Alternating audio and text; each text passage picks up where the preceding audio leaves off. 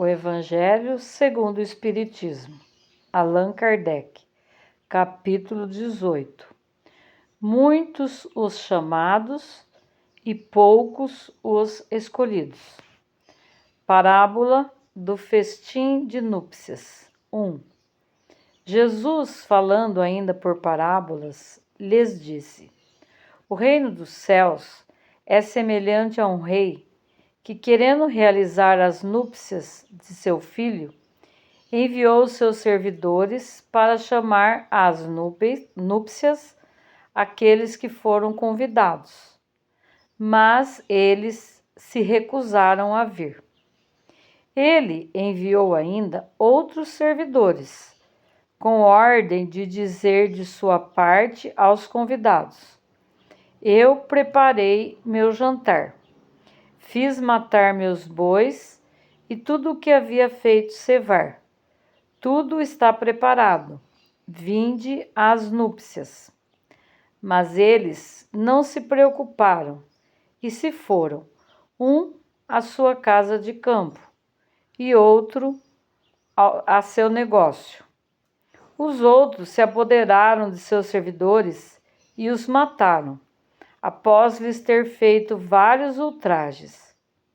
O rei, tendo sabido disso, se encheu de cólera e, tendo enviado seus exércitos, exterminou esses homicidas e queimou a sua cidade. Então ele disse aos seus servidores: O festim de núpcias está todo preparado, mas aqueles que haviam sido chamados dele não foram dignos. E depois, nas encruzilhadas, e chamai para as núpcias todos aqueles que encontrardes. Seus servidores, indo então pelas ruas, reuniram todos aqueles que encontraram, bons e maus, e a sala de núpcias ficou cheia de pessoas, que se sentaram à mesa.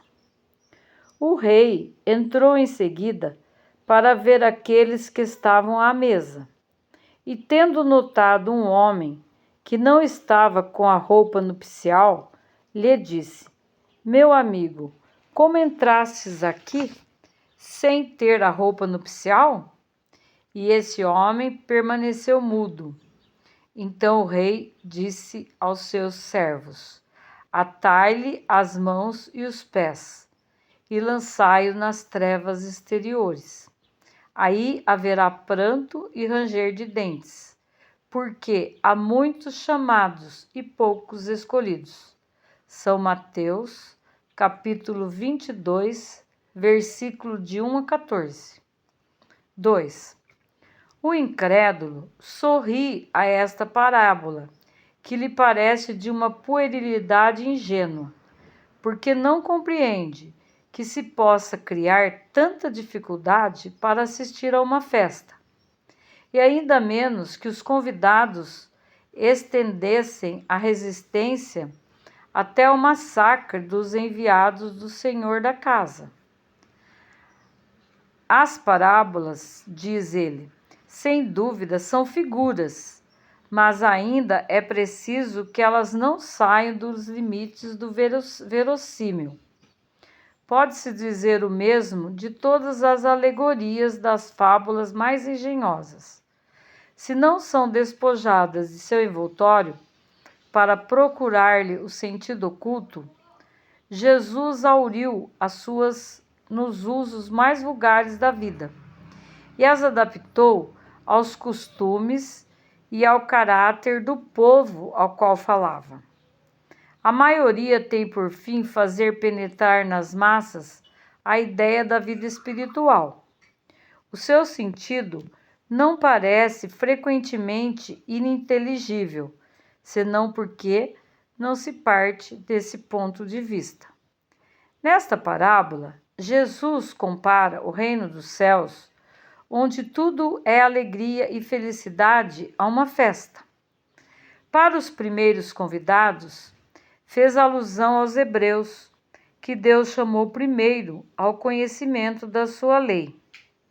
Os enviados do Senhor são os profetas, que vieram exortá-los a seguir o caminho da verdadeira felicidade. Mas suas palavras foram pouco escutadas. Suas advertências foram menosprezadas. Vários foram mesmo massacrados, como os servidores da parábola. Os convidados que se escusam com os cuidados a dar aos seus campos e aos seus negócios são o símbolo das pessoas do mundo que, absorvidas pelas coisas terrestres, são indiferentes quanto às coisas celestes. Era uma crença entre os judeus de então que sua nação deveria adquirir a supremacia sobre todos os outros. Deus não havia, com efeito, prometido a Abraão que a sua posteridade cobriria toda a terra? Mas sempre tomando a forma pelo fundo, eles acreditavam numa dominação efetiva e material. Antes da vinda do Cristo, à exceção dos hebreus, todos os povos eram idólatras e politeístas. Se alguns homens superiores ao vulgo conceberam a ideia da unidade divina, essa ideia ficou no estado de sistema pessoal, mas em nenhuma parte foi aceita como verdade fundamental, a não ser por alguns iniciados, que escondiam os seus conhecimentos sob um véu misterioso, impenetrável às massas. Os hebreus foram os primeiros que praticaram publicamente o monoteísmo. Foi a eles que Deus transmitiu a sua lei, primeiro por Moisés, depois por Jesus. Foi desse pequeno foco que partiu a luz que deveria se derramar sobre o mundo inteiro, triunfar do paganismo e dar a Abraão uma posteridade espiritual, tão numerosa quanto as estrelas do firmamento. Mas os judeus, repelindo a idolatria, haviam negligenciado a lei moral para se apegarem à prática mais fácil das formas exteriores. O mal chegara ao auge. A nação dominada estava fragmentada pelas facções, divididas pelas seitas, e a incredulidade havia penetrado até no santuário. Foi então que apareceu Jesus, enviado para lembrá-los quanto à observância da lei e abrir-lhes os horizontes novos da vida futura. Convidados dos primeiros para o grande banquete da fé universal, repeliram a palavra do celeste Messias e o fizeram perecer. Foi assim que perderam o fruto que teriam colhido de sua iniciativa. Seria injusto, todavia, acusar o povo inteiro desse estado de coisas.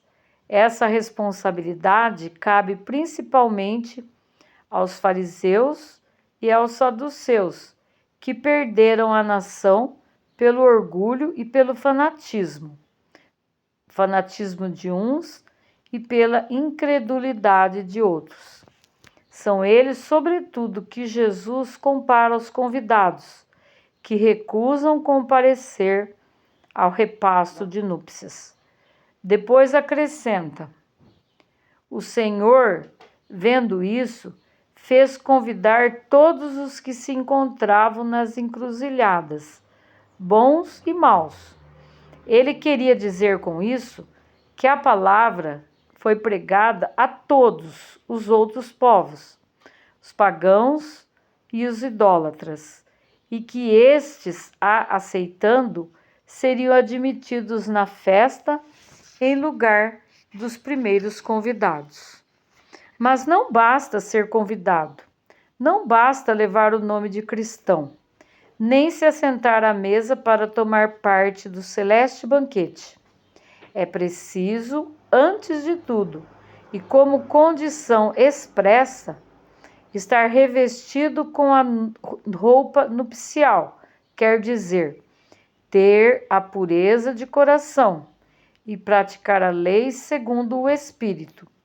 Ora, essa lei está inteiramente nestas palavras: fora da caridade não há salvação. Mas entre todos aqueles que ouvem a palavra divina, quão poucos há que a guardam e a praticam, quão poucos se tornam dignos de entrar no reino dos céus. Por isso Jesus disse: haverá muitos chamados e poucos escolhidos.